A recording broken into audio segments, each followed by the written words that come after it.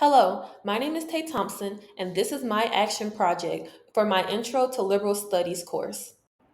For my social justice issue topic, I decided to choose domestic violence because it is something that almost all communities experience, especially African American communities. I provided a definition of domestic violence. It is defined as a pattern of abusive behavior in any relationship that is used by one partner to gain or maintain power and control over another intimate partner. Domestic violence can be physical, mental, emotional, economic, sociological, and technological. This includes any behaviors that intimidate, manipulate, humiliate, isolate, frighten, terrorize, coerce, threaten, blame, hurt, or wound someone else. This definition is from the Office of Violence Against Women, according to the United States Department of Justice. For my interview, I chose to speak with my grandmother because I wanted to hear a firsthand account from someone I trust and who has lived through these experiences, and that can reflect a larger social issue. Her story gave me a deeper understanding of how domestic violence affects individuals emotionally, mentally, and generationally, especially within African American communities where silence and stigma is often surrounded around domestic violence.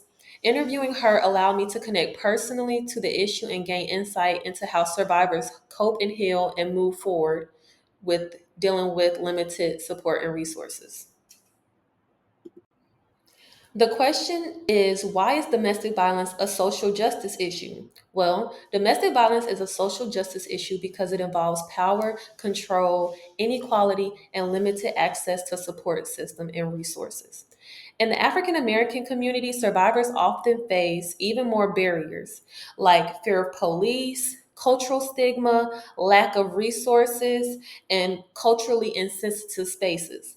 These conditions make it harder for people to escape abuse or find the help that they need. While interviewing my grandmother, she shared some very personal details. This is her story. She started by saying that she thought she had married a nice man until all of a sudden one day it's like he switched. She said not only would he manipulate her or abuse her emotionally and mentally, he would also physically abuse her. She said that my grandfather would often cheat on her, and if he couldn't get it from them, he would take it out on her by coming home and abusing her. She felt that she had to stick it out for her three children, one being my mom and the other two being my uncles. She said that she felt that she had nowhere to go. She didn't know how to provide for three young children on her own, but she made sure that she found a way out. She said she had support such as family and people at the church that helped her get out of that situation. And that's what she does now. And she helps other domestic violence victims out of their situations. When I asked her, did she report it? She said she did not report it. She felt that she didn't want to be judged. She felt that the police only act afterwards or after it's been too long or after something has already happened. So that is one thing that she feels that we should probably improve on.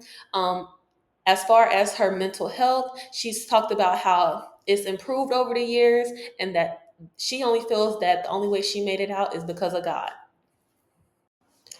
My community of learners includes African American women and men and African American families, especially those who may still be dealing with trauma and cycles of abuse.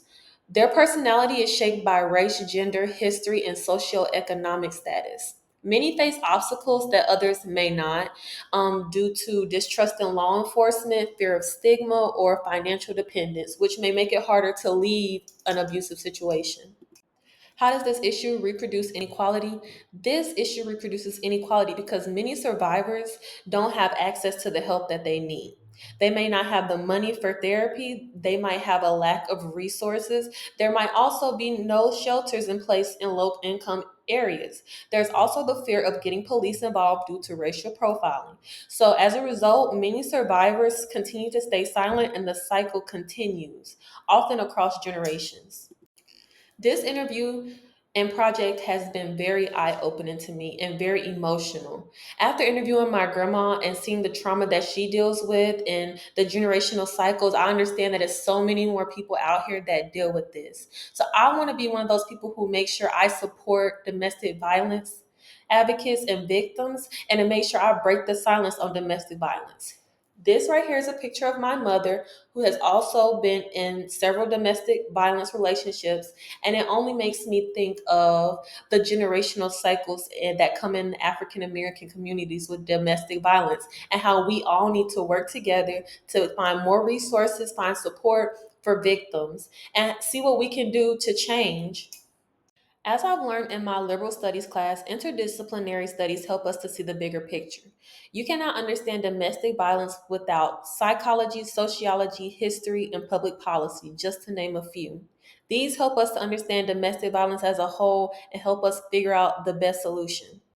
In conclusion, domestic violence is not a private problem. It's a social problem that affects generations. We have to keep listening to survivors, supporting them, and making space for healing and justice. Thank you.